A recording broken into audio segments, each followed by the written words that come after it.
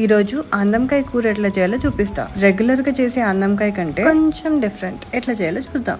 అన్నంకాయని peel చేసి cut చేసి పక్క పెట్టుకోవాలి. ఒక పాన్ లా ఎండిన కొబ్బరి, కొన్ని పల్లీలు, గసాలు లో ఫ్లేమ్ లో పెట్టుకొని రోస్ట్ చేసుకోవాలి. మంచిగా రోస్ట్ అయిన తర్వాత కొన్ని నీళ్లు, పాలు పోసి మెత్తని పేస్ట్ చేసుకోవాలి. ఇప్పుడు ఒక ఎస్లా పెట్టుకొని కొంచెం నూనె పోసుకోవాలి. వేడి నూనెలా జీలకర్ర, కట్ చేసి పెట్టుకున్న ఒక పెద్ద ఉల్లిగడ్డ, 3 పచ్చిమిరపకాయలు, ఉప్పు వేసుకొని ఉల్లిగడ్డను మంచి ఫ్రై చేసుకోవాలి. ఉల్లిగడ్డ కలర్ చేంజ్ అయిన తర్వాత ఇప్పుడు అల్లం ఎల్లిగడ్డ పచ్చి వాసన పోయినాక టమాటా వేసుకోవాలి. ఇప్పుడు కొంచెం పసుపు, కారం, ధనియాల పొడి, గరం మసాలా ఫ్లేమ్ లోలో పెట్టుకొని మసాలాన్ని వేసుకోవాలి. టమాటాలు మగ్గిన తర్వాత కట్ చేసి పెట్టుకున్న అన్నంకాయ వేసుకోవాలి. అన్నంకాయల మసాలాన్ని కలిసేలాగా కలుపుకోవాలి. ఇప్పుడు 2 కప్పుల నీళ్ళు పోసుకొని మూత పెట్టుకోవాలి.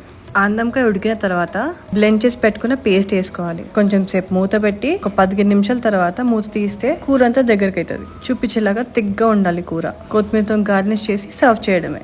వేడి వేడి అన్నంతో ఈ కూర ట్రై చేయండి. ఎంత టేస్టీగా ఉంటుందో. ఈ రెసిపీని సేవ్ చేసి ట్రై చేయండి.